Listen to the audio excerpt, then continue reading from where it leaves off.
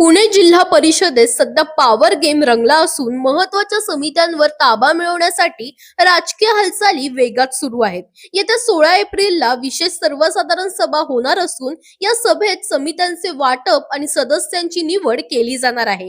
एकूण 6 महत्त्वाच्या समित्यांचे वाटप करण्यात येणार आहे. यामध्ये अर्थ व शिक्षण, बांधकाम व आरोग्य तसेच कृषी व पशुसंवर्धन समित्यांचा समावेश आहे. तसंच 83 सदस्यांची निवडही याच दिवशी केली जाणार आहे.